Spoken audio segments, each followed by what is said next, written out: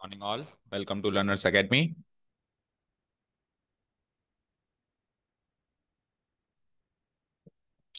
So this is chapter number 6 of your NCERT course, the last chapter of book 1 and the second chapter of calculus. तो calculus हमने last chapter से start किया था from chapter number 5 and calculus portion का ये second chapter है. How many chapters are there in calculus portion? Total number 5. Calculus में तो 5 ही है. एक हो गया. दूसरा ये. Third will be integration. Fourth will be application of integration and fifth will be differential equation. पूरे चार्ट हमारे माइंड में होना चाहिए. ठीक है. तो अभी डिफरेंशिएशन करके आए हैं. अब डिफरेंशिएशन के एप्लीकेशन सीखेंगे और फिर डिफरेंशिएशन का उल्टा प्रोसेस इंटीग्रेशन सीखेंगे, फिर इंटीग्रेशन के एप्लीकेशन सीखेंगे और फिर डिफरेंशिएशन इंटीग्रेशन दोनों मिक्स करके इक्वेशंस बनती हैं, डिफरेंशियल इक्वेशंस, वो सीखेंगे. तब जाके हमारा कैलकुलस पोर्शन खत्म होगा जो अप्रॉक्स 44 मार्क्स का है आउट ऑफ 80, यानी मोर देन 50%. ओके.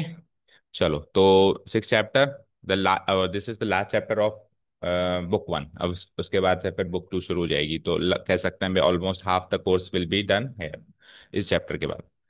हाँ जी. तो एप्लीकेशन. एप्लीकेशन का मतलब डेरिवेटिव तो समझ में आया. अभी हम किसी फंक्शन को डिफरेंशिएट करते हैं तो जो हमको मिलता है वो डेरिवेटिव होता है. लाइक साइन एक्स को हमने डिफरेंशिएट किया तो उसका डेरिवेटिव मुझे क्या मिल गया? Cos x. साइन एक्स का डेरिवेटिव कॉस एक्स. ठीक है. कॉस एक्स का डेरिवेटिव माइनस है, तो यही डेरिवेटिव है. यानी डिफरेंशिएशन प्रोसेस कैरी आउट करने के बाद जो रिजल्ट मिलेगा फंक्शन के रूप में, that is what is called derivative. ठीक है. अब बात करते हैं एप्लीकेशन क्या होता है. एप्लीकेशन का मतलब यूसेस. यूसेस या फिर यूजेस कह सकते हो, या फिर सिग्निफिकेंस कह सकते हो, या फिर इनका रोल कह सकते हो इन रियल वर्ल्ड. ठीक है. कि ये काम कहाँ आते हैं डेरिवेटिव्स जो हम निकाल रहे हैं, लाइक साइन एक्स का डेरिवेटिव कॉस एक्स है, बट इस चीज का यूज क्या है, हमने क्यों सीखा है इसको. तो कोई भी चीज सीखते हैं उसका कुछ यूज होता है, तो वो यूज हमको यहाँ पे सीखना है. ठीक है. तो टोटल मिलाकर 5 यूजेस इस चैप्टर में बताए गए थे. पांचों को एक बार लिख देते हैं कौन कौन से यूजेस हैं. वैसे तो और भी होते हैं, वैसे तो इन 5 के अलावा भी होते हैं, बट हमारे कोर्स में 5 थे. ठीक है. एक बार मैं लाइन अप कर देता हूँ और हर एक यूज एक एक एक्सरसाइज को कवर करेगा. फाइन. एक एक्सरसाइज में एक यूज, और फिर कुछ यूजेस आपस में इंटरकनेक्टेड भी रहेंगे. ओके. सो 6.1 में जो हम यूज पढ़ेंगे. अच्छा, डेरिवेटिव के दो मीनिंग सीखे थे हमने लास्ट चैप्टर में, याद हो तो. हमने सीखा था डेरिवेटिव का मीनिंग ही जो है, एक तो अलजेब्रिक मीनिंग और एक ज्योमेट्रिक मीनिंग, दो मीनिंग सीखे थे, याद है? बताओ. एक मीनिंग होता है इसका algebraic meaning, rate of change, और दूसरा होता है geometric meaning, slope of tangent. तो दो इसके जो एप्लीकेशंस हैं वो तो इसके मीनिंग से जुड़े हुए हैं. तो 6.1 will cover rate of change and 6.3 will cover slope of tangent. जैसे हमने डेरिवेटिव का मीनिंग सीखा था कि डेरिवेटिव अगर हम किसी कर्व पे किसी पॉइंट पे टेंजेंट बनाए, तो इस टेंजेंट का जो स्लोप होता है वही तो डेरिवेटिव होता है. तो इसका ऑटोमेटिक ये यूज भी हो गया ना, कि किसी कर्व पे कोई टेंजेंट बनी, उसका स्लोप निकालना हो तो डेरिवेटिव निकाल दो, क्योंकि स्लोप जो होता है वो डेरिवेटिव होता है, तो स्लोप निकालना है तो डेरिवेटिव निकाल दो, तो ऑटोमेटिक इसका मीनिंग, इसका यूज बन गया. Similarly rate of change. अगर एक 2D प्लेन पर किसी कर्व के हिसाब से कोई वैल्यू जो चेंज हो रही है, तो उसकी रेट ऑफ चेंज किस स्पीड से वही चेंज हुई, तो ये तो चेंजेस हैं और ये बेस है, तो दिस डिवाइडेड बाय दिस, ये तो सीखा था. ये गैप डिवाइडेड बाय ये गैप, तो इसी को तो रेट ऑफ चेंज कहते हैं. तो यही तो डेरिवेटिव है. डेरिवेटिव की डेफिनेशन भी तो यही है ना, f of c plus h minus f of c divided by c plus h minus c, where h tending towards zero. तो डेरिवेटिव की डेफिनेशन भी वही है, रेट ऑफ चेंज भी वही है. तो दो जो उसके रोल्स हैं या दो जो सिग्निफिकेंस या यूजेस हैं वो तो उसके मीनिंग से जुड़े हुए हैं, जो कि कवर करेंगे 6.1 and 6.3 exercise. Now come to 6.2 and 6.4 interconnected है. सॉरी, 6.2 एंड 6.5 इंटरकनेक्टेड है. 6.2 will include increasing and decreasing function. कोई फंक्शन इंक्रीज हो रहा है या डिक्रीज हो रहा है इसको पता करना. अब तक अपन बात करते थे इंक्रीजिंग डिक्रीजिंग के बारे में, ऐसा नहीं कि पहले बात ही नहीं करी। जैसे अभी अपने लॉगरिथमिक और एक्सपोनेंशियल फंक्शन की बात करी थी ना, कि एवर इंक्रीजिंग होते हैं, तो छोटी मोटी बात करी थी चलते फिरते, इतना डिटेल में नहीं। बट सारे फंक्शंस को हम इतनी आसानी से नहीं जज कर सकते कि इंक्रीजिंग है डिक्रीजिंग। जैसे कि लॉगरिथमिक का तो ग्राफ ही ऐसे जा रहा था तो एवर इंक्रीजिंग है, ऐसे जा रहा था, और एक्सपोनेंशियल का ऐसे जा रहा था। लेकिन बहुत सारे फंक्शन ऐसे जिनका ग्राफ नहीं बनाया जा सकता इतनी आसानी से, तो उनको जज करना इंक्रीजिंग या डिक्रीजिंग। और फिर इंक्रीजिंग एंड डिक्रीजिंग का ही अगला स्टेप आएगा मैक्सिमा एंड मिनिमा। किसी फंक्शन की मैक्सिमम से मैक्सिमम या मिनिमम से मिनिमम वैल्यू फाइंड आउट करना, मैक्सिमा एंड मिनिमा। तो ये दोनों topics are interconnected, they are very much interconnected. मतलब मैं कह सकता हूँ कि ये 60 to 70% एक दूसरे से जुड़े हुए हैं। या यूं भी कह सकता हूँ कि मैक्सिमम मिनिमम वाला टॉपिक इंक्रीजिंग डिक्रीजिंग का अगला स्टेप है। ठीक है। तो ये दोनों जो यूजेस हैं ये भी आपस में जुड़े हुए हैं, दोनों यूजेस भी हैं डेरिवेटिव के, और ये दोनों टॉपिक्स भी आपस में जुड़े हुए हैं। 6.4 में जो टॉपिक आएगा वो बिल्कुल इन सबसे अलग है, अप्रोक्सीमेशन। किसी की अप्रोक्सीमेट वैल्यू निकालने के लिए भी डेरिवेटिव्स का इस्तेमाल किया जाता है, अप्रोक्सीमेशन। ठीक है। किसी की वैल्यू की मैथ्स के अंदर, जैसे सपोज करो मैंने कहा रूट ऑफ 1.2 निकालो, तो रूट ऑफ 1.2 जो है हम डेरिवेटिव की मदद से निकाल सकते हैं अप्रोक्सीमेट वैल्यूज की। ठीक है। क्लियर है। तो ये 5 टॉपिक्स हुआ करते थे 3-4 साल पहले, बट अब इनमें से 3 ही टॉपिक रह गए। तो जो 2 टॉपिक कट गए वो है, एक तो ये, अब आप खुद सोचो और कौन सा कटा होगा। 6.5 कैसे कट सकता है जब ये दोनों इंटरकनेक्ट, फिर दोनों कटेंगे। जब ये दोनों इंटरकनेक्टेड है तो या तो दोनों कटेंगे या एक भी नहीं कटेगा। और ये तो सबसे मेन टॉपिक है, यहां से तो 4 मार्क्स या 5 मार्क्स का क्वेश्चन बनेगा।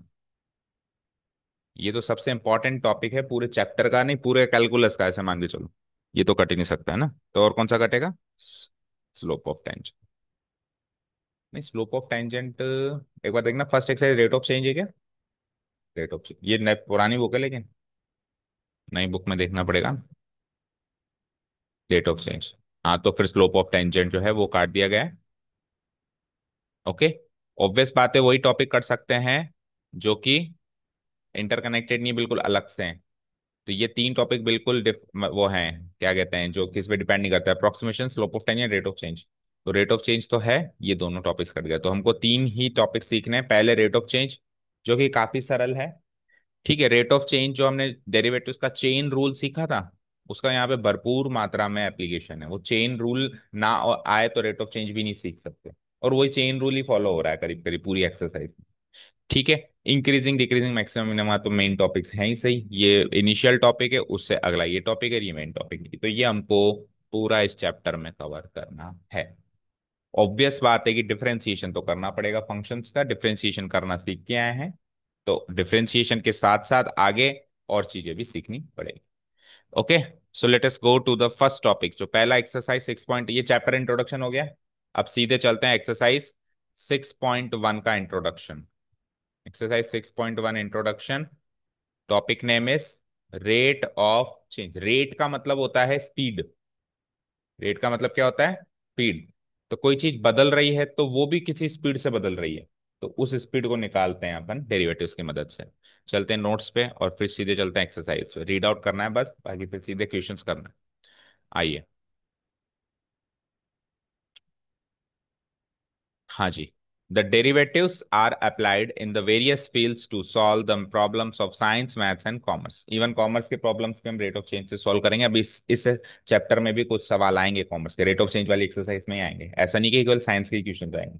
कॉमर्स के क्वेश्चन कैसे हो सकते हैं? जैसे बैंक में जो हम प्रिंसिपल अमाउंट जमा कराते हैं, उसका रेट ऑफ इंटरेस्ट मिलना, अमाउंट बनना, ये भी डेरिवेटिव्स की मदद से सॉल्व होगा। ठीक है। आउट ऑफ विच 5 एरियाज या applications will be discuss in this chapter. जो 5 एप्लीकेशंस हमने सीखे, कौन कौन से हैं, लेट्स सी।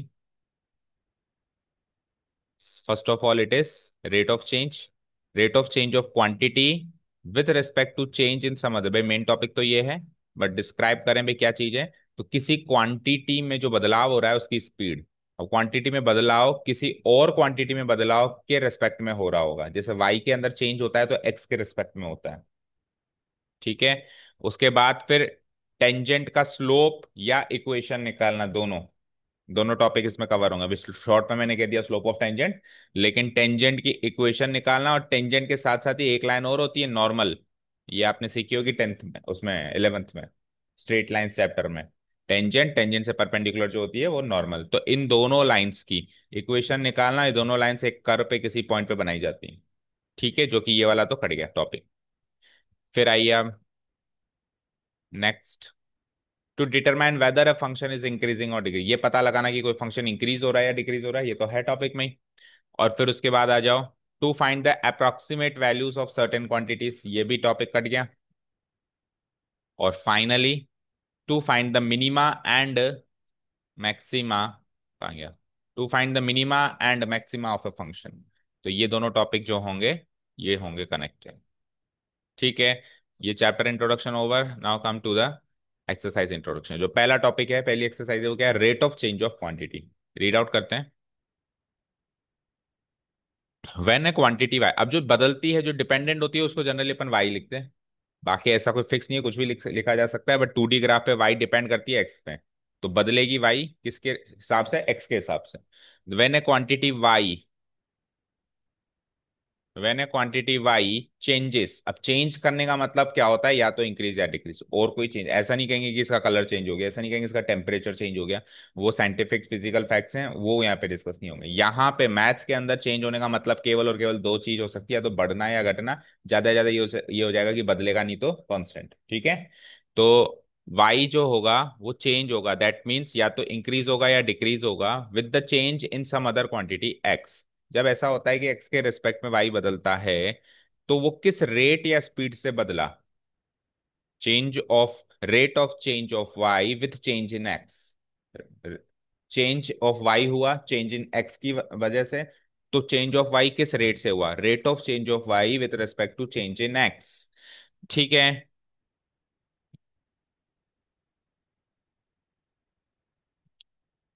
ठीक है, is the derivative of y with respect to x, क्या समझे, कि y का जो डेरिवेटिव होता है विद रेस्पेक्ट टू x, जिसको हम dy बाई dx से डिनोट कराते हैं, वो कुछ भी नहीं है, वो rate of change of y है with respect to change in x।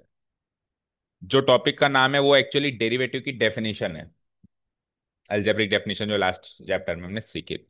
ठीक है, and the rate of change of y with change in x at some particular value x equal to a, और मान लो ये तो जो हम रेट ऑफ चेंज निकालेंगे एज ए फंक्शन निकलेगा, x की किसी पर्टिकुलर वैल्यू पे, भाई इस पॉइंट पे बताओ आप तो कितना रेट ऑफ चेंज हो रहा था, उसको किससे डिनोट कराएंगे, डेरिवेटिव निकाल लो x इक्वल टू a पे, डेरिवेटिव तो निकाल ही रहे हो ना, उस डेरिवेटिव को आप उस पॉइंट पे निकालो, denoted by dy by dx at x equal to a।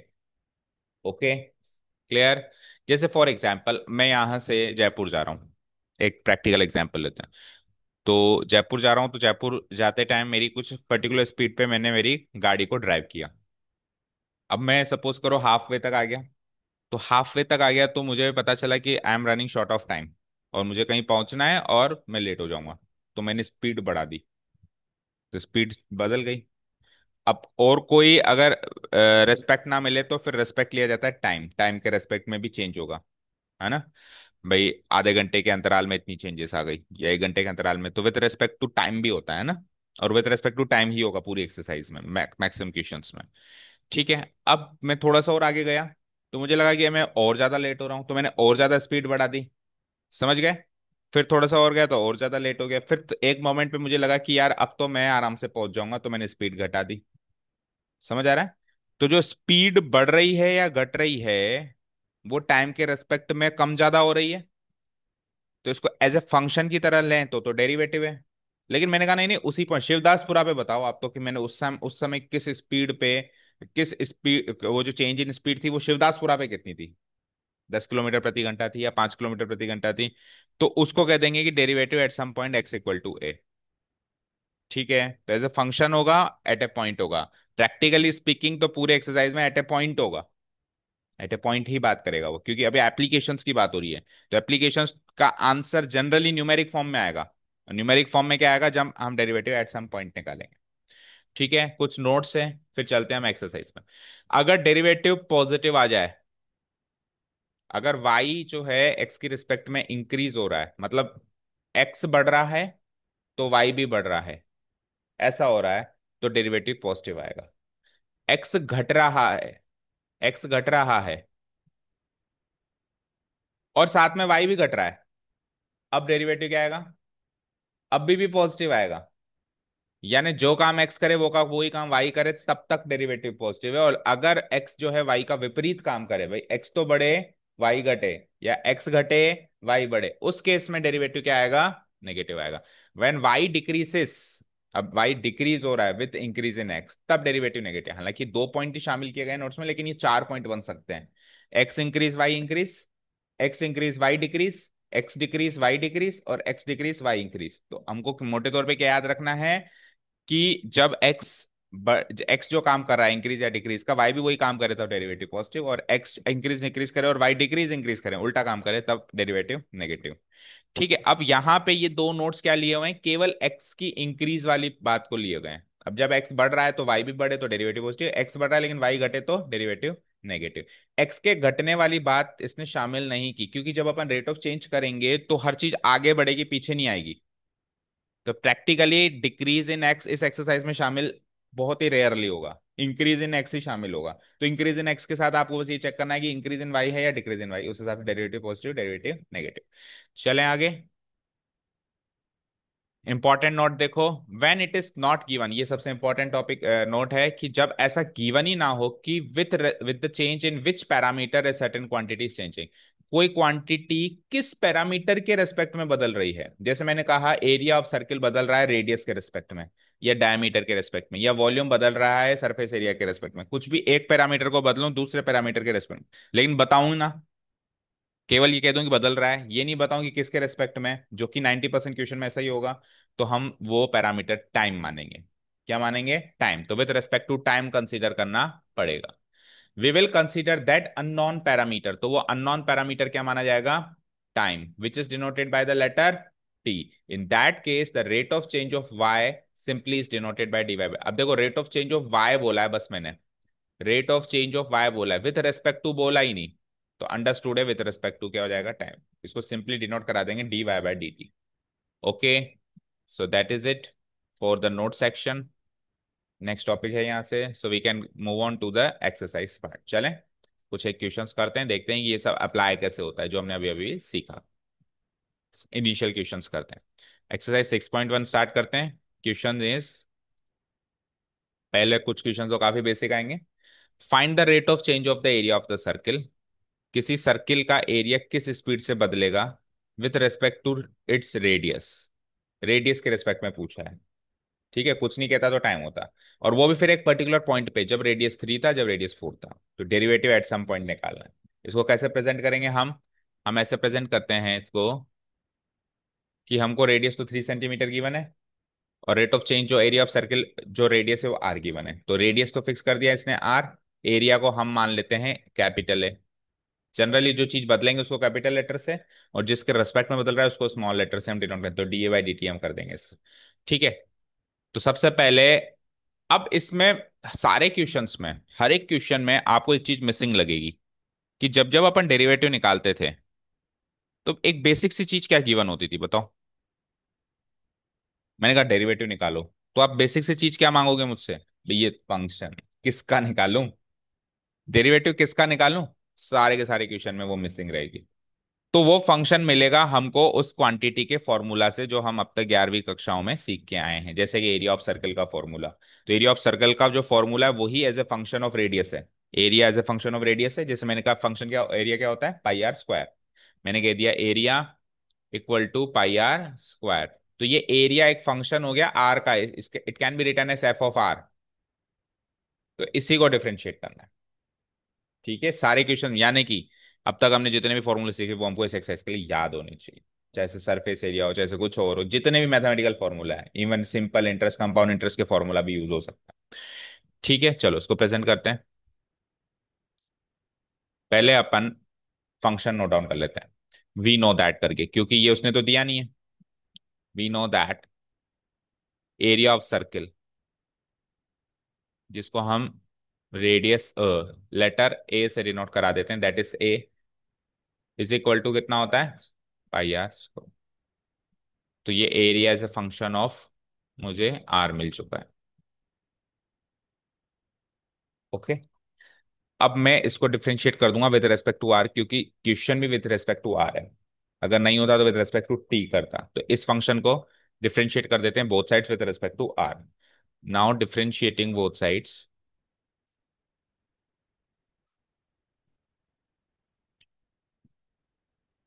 अगर मैं इतना लिख के छोड़ दूं डिफरेंशिएटिंग बोथ साइड्स, तो इसके बहुत सारे मीनिंग हो सकते हैं। जैसे इस एक्सरसाइज में इसका मीनिंग हो जाएगा विद रेस्पेक्ट टू टी। किसी और एक्सरसाइज में इसका मीनिंग कुछ और हो जाएगा। जैसे जैसे आगे बढ़ेंगे तो हम सीखेंगे। तो जब तक आपको क्लियर है तो आप बिल्कुल उधर मेंशन करो with respect to r. We get. Notation हम वो वाला लिखेंगे, समथिंग बाय समथिंग वाला। तो d A by d r. चाहो तो ए को ब्रैकेट भी लगा सकते हो थोड़ा मेंशन करने के लिए, नहीं तो कोई दिक्कत नहीं। अब पाई आर स्क्वायर को आपको डिफरेंशिएट करना है। बताओ, पाई तो कांस्टेंट है और आर स्क्वायर का डेरिवेटिव 2 आर। तो ये क्या हो जाएगा, 2 पाई आर। डन। यहाँ तो कोई डाउट? यानी कि जो एरिया है रेडियस के रेस्पेक्ट में किस स्पीड से बदल रहा है। अब उसने कहा रेडियस जब कितना था उस पॉइंट पे बताओ, यानी न्यूमेरिक वैल्यू बताओ। तो हम 2 पाई आर में आर की वाली वैल्यू डाल देंगे, डेरिवेटिव के अंदर डालनी है एट ए पॉइंट में, फंक्शन के अंदर नहीं डालनी है। ठीक है, समझ आया? अब ये तो कॉमन रहेगा दोनों क्वेश्चंस के लिए। अब यहां से फर्स्ट क्वेश्चन क्या है कि आर इक्वल टू 3 सेंटीमीटर। तो इसको खत्म करते हैं। नाउ जो भी क्वेश्चन था उसकी लैंग्वेज में, the rate of change of area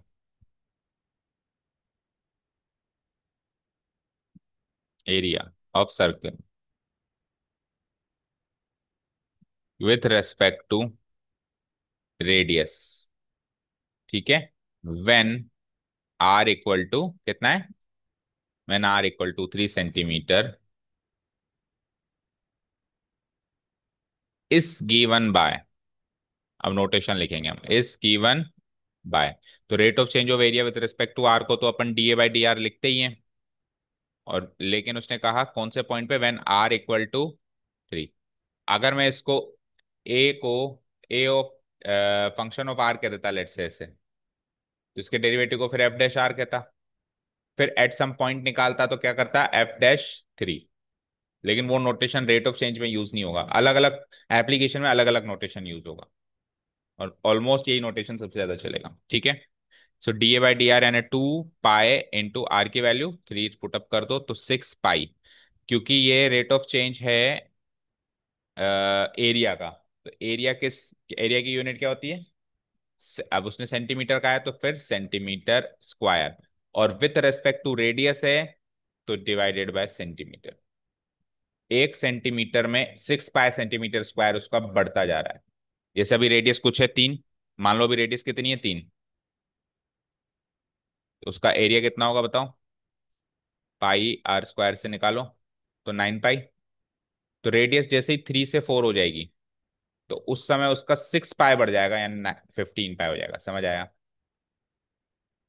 okay. तो हर 1 सेंटीमीटर रेडियस का, तो एक मतलब आप 2D ग्राफ पे नीचे तो रखो सेंटीमीटर एक्स एक्सिस पे और वाई एक्सिस पे रखो एरिया। तो जैसे जैसे एक एक सेंटीमीटर यहाँ बढ़ रहा है वैसे वैसे एरिया 6 पाई 6 पाई 6 पाई 6 पाई बढ़ेगा। ये हो गया इसका मीनिंग। समझ आया? सेकेंड क्वेश्चन, आर की वैल्यू चेंज कर देना, 4 रख देना यहाँ पे। यहाँ पे 4 आ जाएगा तो ये 4 हो जाएगा, 2 पाई 8 पाई सेंटीमीटर स्क्वायर हो जाएगा। ठीक है, क्लियर है? यानी हर बार रेडियस जब बढ़ रहा है, जैसे रेडियस 3 था ना तो उस समय स्पीड भी इतनी थी, 6 पाई बदलने की थी। लेकिन जब रेडियस 4 हो गया तो अब स्पीड भी बदल चुकी है। अब वो 6 पाई से नहीं बदल रहा, अब वो 8 पाई से बदल रहा है। समझ गए? चलें सेकंड क्वेश्चन पे। तो this was a very basic question. अब आ जाओ, the volume of a cube is increasing at the rate of 8 centimetre cube पर सेकेंड। इसका मतलब सेकेंड होगा। यानी कि अब की बार रेट ऑफ चेंज खुद ने दे रखी है, और वो भी विद रेस्पेक्ट टू टाइम। अगर यहाँ पे सेंटीमीटर कहता तो फिर विथ रेस्पेक्ट टू रेडियस होता। मैं क्यूब का रेडियस नहीं होता, sorry, with respect to side होता, क्यूब की साइड होती है ना, side into side into side. समझ गए? लेकिन उसने क्या दे रखा है, कई बार वो भी नहीं बताएगा, आपको यूनिट देख के पहचानना है। ठीक है ना, विथ रिस्पेक्ट टू सेकंड है that means time. How fast is the surface area increasing when the length of the edge is 12 centimetre. जब ये जो एज है जिसकी रिस्पेक्ट में हम बात कर रहे हैं वो 12 सेंटीमीटर थी, उस समय सरफेस एरिया के रेट ऑफ चेंज पता करनी है हमको। गिवन किसकी है? वॉल्यूम की। तो रेट ऑफ चेंज ऑफ एक क्वांटिटी की गिवन और रेट ऑफ चेंज ऑफ दूसरी क्वांटिटी की भी निकलवाई जा सकती है उनके फॉर्मूला के इंटरकनेक्शन से। क्लियर है? तो यहाँ पे दो फॉर्मूला होगा, एक तो वॉल्यूम, एक सरफेस एरिया, दोनों याद होने चाहिए क्यूब का। याद है? और एल नहीं, ए क्यूब, साइड को ए से डिनोट कराते हैं। 6 a² इन दोनों का इस्तेमाल करेंगे। स्टार्ट करें, कैसे करेंगे?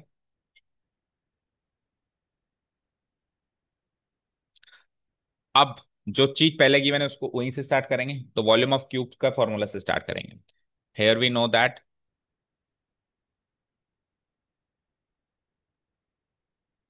Volume of a cube with side a equal to कितना होता है? इसको इसको क्या कह सकते हैं? क्यूब। दैट इज, इसको फंक्शन का फॉर्म दें तो v equal to a cube. Function of a हो गया ही। अब यहां से इस फंक्शन को डिफरेंशिएट करते हैं both sides with respect to t, क्योंकि रेट ऑफ चेंज इसका विद रिस्पेक्ट टू एस यानी सेकंड गिवन है, तो इसलिए हम टी करेंगे। अगर सेंटीमीटर होता तो विद रिस्पेक्ट टू ए ही करते, जिसका वो फंक्शन है उसके रिस्पेक्ट में ही करते हैं। Now differentiating both sides with respect to T.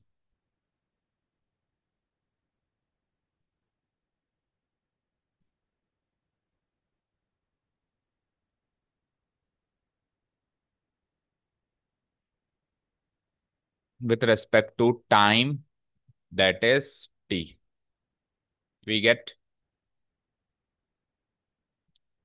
So v को t की रेस्पेक्ट में करेंगे तो क्या मिलेगा?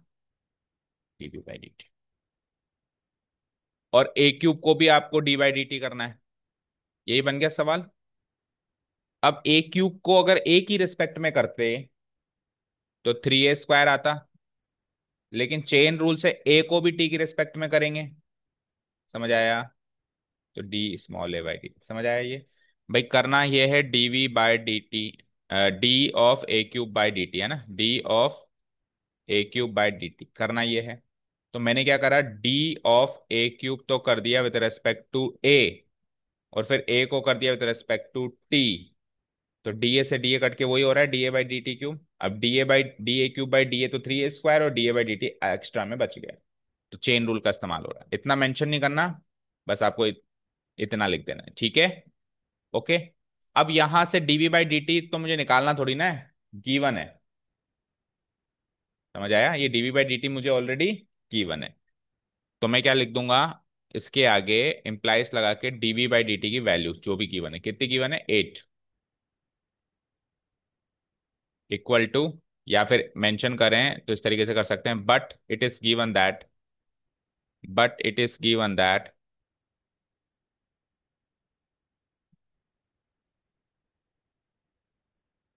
Rate of change of rate of change of volume equal to, कितना गिवन है? 8 cm³ पर सेकेंड। ठीक है ना? सो यहां से हम इक्वेशन बना सकते हैं कि ये जो dV/dt है 3a² × dA/dt, इसकी वैल्यू है 8। तो यहां से आप dA/dt निकाल लो। क्या निकल जाएगा? 8 ÷ 3a²। भाई साइड किस रेट से बदल रही है वो निकाल लिया हमने। वॉल्यूम किस रेट से बदल रहा है? वी को टी के रेस्पेक्ट में गिवन था, तो ए को टी के रेस्पेक्ट में हमने निकाल लिया। अब वी से ए और ए से पहुंचेंगे सरफेस एरिया, जो फाइनल क्वेश्चन। क्योंकि अभी मान लो सवाल ऐसे होता, वॉल्यूम गिवन होता और सरफेस एरिया पूछा जाता, 10th क्लास का सवाल होता कि volume of a cube given है, सरफेस एरिया, तो क्या करते? वॉल्यूम से पहले साइड निकालते हैं और साइड से फिर सरफेस एरिया निकालते हैं। तो अभी रेट ऑफ चेंज में भी तो वही करेंगे। Rate of change of volume given है और rate of change of surface area पूछा जा रहा है, तो rate of change of volume से rate of change of side, rate of change of side से rate of change of surface area. Connection तो वही आएगा। अब ये साइड है तो साइड किस में आएगी? सेंटीमीटर, और विथ रेस्पेक्ट टू टाइम में ये यूनिट जब जब गलत लगाएंगे तो मार्क्स कटेंगे। ठीक है? साइड सेंटीमीटर में आएगी, टाइम मतलब ऊपर वाली यूनिट यहाँ आएगी, नीचे वाली यूनिट यहाँ आएगी। ये क्लियर है? इसको इक्वेशन 1 मार्क करके छोड़ दो और फिर इसको यूज करना है आगे। नाउ अब क्या पूछा गया है आपसे, rate of change of surface area, और वो भी फिर जब A12 था, वो भी eight a point. Now rate, अब देखो सरफेस एरिया की रेट ऑफ चेंज जो होगी, उसके लिए सरफेस एरिया का ही फॉर्मूला चाहिए। समझ आ रहा है? तो उसका फॉर्मूला लिखो। अगेन वी नो दैट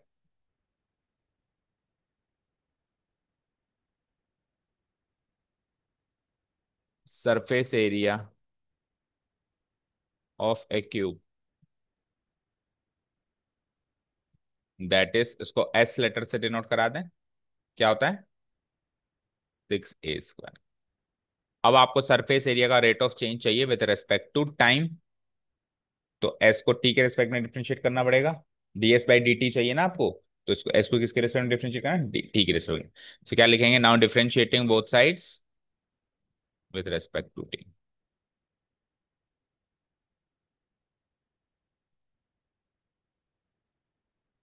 भाई दो बार रेट ऑफ चेंज का इस्तेमाल हुआ है क्वेश्चन में, तो दो बार डिफरेंशिएशन होगा with respect to t. We get, अब एस को टी के रिस्पेक्ट में करो, और अगेन वो ए का फंक्शन है, तो करना तो ये है d by d t of 6a²। But वो करने के लिए क्या करना पड़ेगा, 6a² को पहले ए की रेस्पेक्ट में करें, तो 6 × 2 12a, और फिर ए को टी की रेस्पेक्ट में सेम टू सेम जो पहले किया। अब पिछली बार तो ये गिवन था, उससे ये निकाला। इस बार ये गिवन है, पिछले से नोट डाउन कर लेंगे, कॉपी कर लेंगे, और ये निकालना है। भाई इन दोनों में से कोई भी एक चीज गिवन है तो दूसरी निकल जाएगी ना। पिछली बार ये गिवन था, ये निकाल लिया, इस बार ये गिवन है, ये निकाल दें। समझ आया? तो हम नेक्स्ट स्टेप में क्या करेंगे, D a by d t की वैल्यू 12a, और D a by d t की वैल्यू क्या निकाली थी हम पीछे से, 8 / 3a²। 8 / 3a², इसको सॉल्व कर सकते हैं, जितना कर सकते हैं कर दो। 3 से 1, 3 से 4, और a से 1, a से a, तो 4 × 8 = 32/a, और ये surface area, that means centimetre square per time है सेकेंड। तो rate of change of surface area with respect to time आ गया, ये भी फंक्शन ऑफ ए है। पर उसने कहा कि जब A12 था, तो इसमें अब ए की वैल्यू 12 पुट अप करो फाइनली। ठीक है, लास्ट स्टेज आ गई सवाल की। Now rate of change of surface area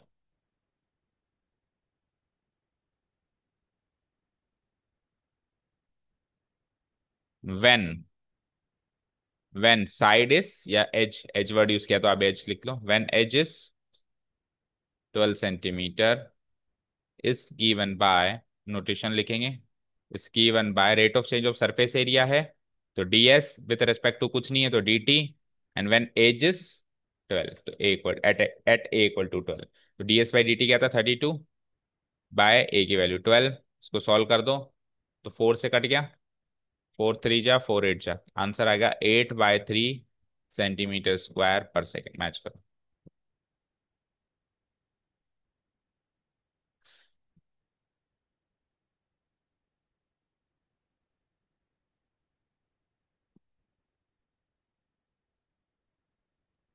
बोलो। सही है, इससे पहले वाले भी सही है। ठीक है, क्लियर। अब पकड़ते हैं 3 4 क्वेश्चंस में स्पीड। ये सारे स्टेप्स आपको सारे क्वेश्चंस में लिखने हैं, कब किसके रेस्पेक्ट में डिफरेंशिएट किया जा रहा है, कब क्या किया जा रहा है। The radius of a circle is increasing uniformly eight the rate of 3 centimetre. Radius बदल रही है टाइम के रेस्पेक्ट में, यानी कि dr/dt गिवन है। पहले पढ़ते ही ये देख लिया करो, इंक्रीज हो रही है, रेट गिवन है, चेंज हो रही है, वर्ड जहां पे आ जाए तो डेरिवेटिव होगा। किसका किसके रेस्पेक्ट में, वो यूनिट से पता करो। तो radius with respect to time, यानी dr/dt की वैल्यू गिवन है। चाहिए क्या, find the rate at which area is increasing, यानी dA/dt चाहिए, और वो भी कब चाहिए, जब R10। तो इस पूरे सवाल को अब मैं, वो सब आपको लिखना है, स्टेप सारे लिखने हैं। अभी अपन शॉर्ट में करें, तो आपको dr/dt गिवन है कितना, सेंटीमीटर पर सेकेंड, ये है गिवन। ठीक है, लिख देंगे हम Here, rate of change of radius with respect to time is given as 3 centimeter per, that is dr by dt equal to 3 centimeter per second. ये है given. समझ आया? लिख के बताऊं? चलो लिखो. Here, rate of change, change भी लिख सकते हैं, इंक्रीज पे. अच्छा, एक और चीज, अगर यहाँ पे इंक्रीज या डिक्रीज वर्ड लिखा हुआ है तो वहां पे प्लस या माइनस नहीं लगा सकते, क्योंकि इंक्रीज प्लस है और डिक्रीज माइनस है, गिवन है. लेकिन अगर यहाँ पे चेंज लिखा हुआ है तो फिर वहां पे प्लस या माइनस लगा सकते हैं. चेंज के बाद अगर प्लस आ गया तो वो इंक्रीज है, और चेंज के बाद माइनस आ गया तो वो डिक्रीज है. दोनों बातें क्लियर है? ये क्लोजिंग स्टेटमेंट लिखते टाइम भी इस चीज का ध्यान रखना है कि चेंज वर्ड लगा रहे हैं या इंक्रीज वर्ड लगा रहे हैं. कई बार हम इंक्रीज वर्ड लगा के फिर प्लस लगा देते हैं, वो गलत है. इंक्रीज पहले ही लिख दिया तो फिर दोबारा प्लस क्यों लगा रहे हो? या और डिक्रीज लगा के फिर माइनस भी लगा देते हैं. डिक्रीज लगा के माइनस भी नहीं लगाना है. प्लस या माइनस तभी लगाना है जब यहाँ पे चेंज वर्ड आ रहा है. इंक्रीज या डिक्रीज वर्ड में आगे प्लस या माइनस नहीं आएंगे. Okay. Here, rate of increase ही लिख दो ना, रेट ऑफ, या चेंज लिख दो. चलो, rate of change of radius of a circle. Radius को हम आर से डिनोट करा देते हैं. लगे हाथ उनके जो लेटर्स हैं वो साथ के साथ लिखते जाया करो. Radius r of a circle is given as 3 centimeter per second. इसको मैथमेटिकल नोटेशन दे दो, that is d r by d t equal to 3 centimeter per second. Mark कर दो इक्वेशन में, ये नीचे काम आएगी. ठीक है. पूछा क्या है? Rate of change of area. तो rate of change of area के लिए एरिया का फॉर्मूला लिख दो. ठीक है. Now we know that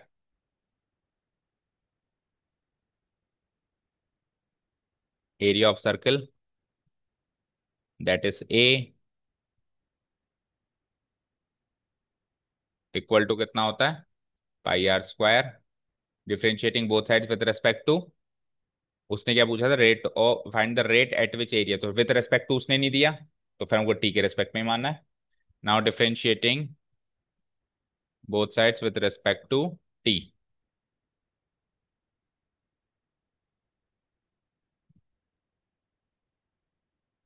With respect to t, we get,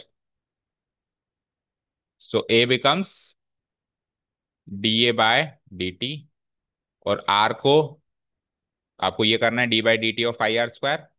तो आप पहले विद रेस्पेक्ट, ये आर का फंक्शन है तो आर के रेस्पेक्ट में करेंगे इसको. 2 पाई आर हो गया, 2 नीचे आ गया, पाई कांस्टेंट है, और फिर आर को टी के रेस्पेक्ट में कर देंगे, और d r by d t की वैल्यू ऊपर गिवन है. ठीक है. तो इसको लिख दूंगा मैं 2 पाई आर इंटू कितनी गिवन है? 3, और सामने लिख दूंगा फ्रॉम इक्वेशन फर्स्ट. वो पिछले इक्वेशन में भी हमने वो इक्वेशन से नोट किया तो लिखा नहीं, उसमें भी लिखना है from equation. So it is 6 pi r, और ये एरिया है. एरिया बोले तो सेंटीमीटर स्क्वायर पर सेकेंड. लेकिन रेडियस कब? जब 10 थी, तो इसमें 10 पुटअप कर देंगे. तो फाइनल स्टेज क्या आ जाएगी? Now the rate of change of area, rate of change of area of the circle when the radius is 10 centimeter, when the radius is 10 centimeter is given by, क्या कहेंगे इसको? Rate of change of area है तो d a by d T, और when radius यानी are equal to 10. तो यहाँ पे D a by d t की वैल्यू थी 6 पाई आर. 6 पाई आर की, आर स्क्वायर था ना, 6 पाई आर था, आर स्क्वायर आर ही था. ओके. 6 पाई इंटू 10, तो यानी 60 पाई सेंटीमीटर स्क्वायर पर सेकेंड. चेक करो.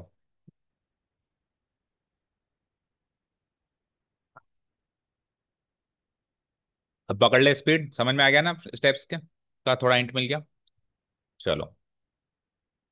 N edge of a variable cube, कोई क्यूब है, वेरिएबल यानी चेंज होता रहता है, क्यूब है वो, उसका एज बढ़ती रहती है या घटती रहती है. तो एज बढ़ रही है इस स्पीड से.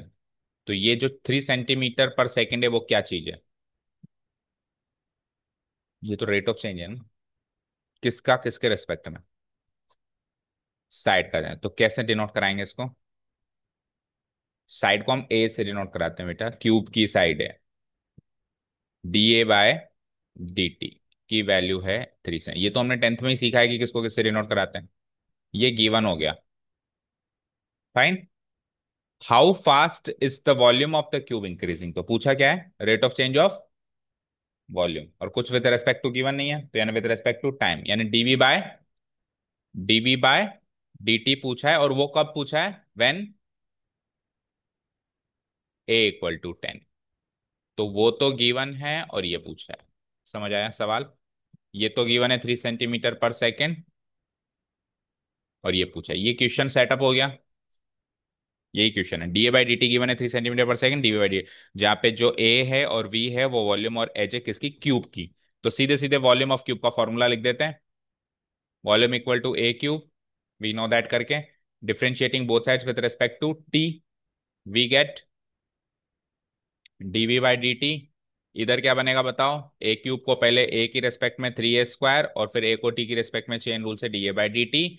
dA/dt की वैल्यू है मेरे पास क्या, 3, तो ये हो जाता है 9a², यूनिट क्या रहेगी,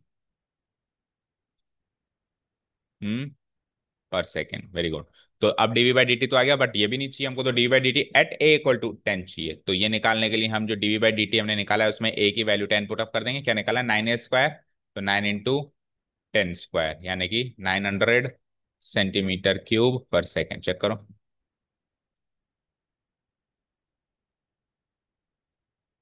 देखो सबका आंसर न्यूमेरिक फॉर्म में आएगा लगभग लगभग, अनटिल अनलेस उसने कोई वैल्यू आर्बिट्रेरी कांस्टेंट फॉर्म में दे दी हो तो कह नहीं सकते। ठीक है, फिफ्थ वन देखो, stone is dropped into a quiet lake. एक कोई झील है, कोई पानी की जगह से मान लो, उसमें स्टोन फेंका गया, पत्थर फेंका गया, क्वाइट मतलब शांत पानी में जब अपन कुछ फेंकते हैं तो आपने देखा होगा वहां पे सर्कल्स बन जाते, वेव्स बन जाती है ऐसी, ऊपर से फेंको तो भी बन जाती है, और कई लोग तो ऐसे भी फेंकते हैं तो भी सर्कल्स बन जाते हैं। तो वो सर्कल्स क्या हैं, पहले छोटे होंगे, फिर जैसे जैसे पत्थर स्पीड में अंदर जाएगा तो वो बड़े होते जाएंगे, ऐसे ऐसे ऐसे ऐसे ऐसे बल फैलते जाएंगे। तो वो जो सर्कल्स बन रहे हैं वो इस स्पीड से, स्टोन इज वेव्स मूव, हाँ, जो सर्किल बढ़ रहा है वो इस स्पीड से बढ़ रहा है 5 सेंटीमीटर पर सेकेंड। तो मुझे बताओ ये किसकी रेट ऑफ चेंज है, कौन सी क्वांटिटी की रेट ऑफ चेंज है ये, रेडियस ऑफ सर्किल की। तो क्या से कैसे डिनोट करा सकते हैं हम इसको, dr/dt = 5 सेंटीमीटर पर सेकेंड। ये गिवन हो गया, बताओ, इक्वेशन 1 मान लो या गिवन मान लो। डन। ठीक है, कैसे लिख देंगे हम, here it is given that rate of change of radius of circle when a stone is dropped into quite lake is given as 5 centimetre पर सेकेंड। दैट इज, इसको मैथमेटिकल नोटेशन में लिख देंगे dr/dt = 5 सेंटीमीटर पर second. अब at the instant when the radius of the circular wave, जब radius 8 थी उस समय एरिया किस स्पीड से बढ़ रहा था, how fast is the enclosed area increasing, यानी कि rate of change of area पूछा है विद रिस्पेक्ट टू टाइम। तो उसके लिए हम क्या कर देंगे, we know that area of circle का फॉर्मूला लगा देंगे, क्या होता है, πr², वी नो दैट हो जाएगा ये। अब differentiating both side with respect to time, we get, तो ए बिकम्स dA/dt, ये बन जाता है 2πr × dr/dt की इक्वेशन 1 से वैल्यू नोट डाउन कर देंगे 5, तो ये हो जाता है 10πr, एरिया है तो सेंटीमीटर स्क्वायर पर सेकेंड। पर उसने क्या पूछा था कि rate of change of area when the radius is 8 centimetre, तो क्या लिख देंगे, now the rate of change of the area of the circular wave when the radius is 8 centimetre is given bye, पूरा लिख के इज गिवन बाय, नोटेशन क्या हो जाएगा, dA/dt व्हेन रेडियस इज 8। ये निकालने के लिए हम dA/dt में आर की वैल्यू 8 पुट अप कर देंगे। तो 80π, 80π भी न्यूमेरिक वैल्यू है, पाए को कांस्टेंट वो मत मान लेना, variable, centimetre square per second. Check करो।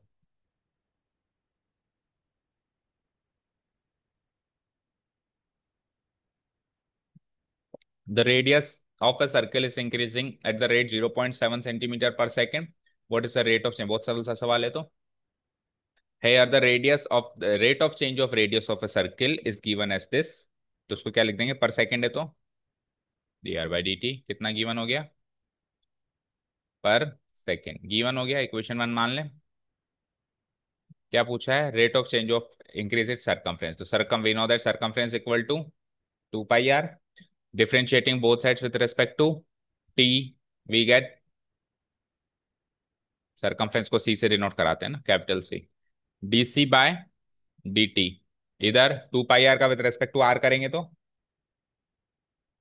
आर आएगा, 2 पाई आएगा, और फिर आर का विद रेस्पेक्ट टू टी कर देंगे, और d r by d t की value from equation 1 note down कर देंगे, 2 pi into 0.7, this has been noted from equation 1, 1.4 pi circumference है तो सेंटीमीटर पर सेकेंड। समझ आया? अच्छा, इसमें देखो वो नहीं दी कि एट एट सम पॉइंट क्यों नहीं दिया, क्योंकि डीसी बाई डी टी जो है आर का फंक्शन ही नहीं निकला, कांस्टेंट निकला। अब तक वो एक पॉइंट पे दे रहा था, लेकिन DC by d T R का फंक्शन ही नहीं है, तो इसका मतलब आर कितनी भी हो ये इसी रेट से बढ़ेगा। और इसमें तो हम प्रैक्टिकली भी चेक कर सकते हैं शायद, चलो चेक करते हैं। सपोज करो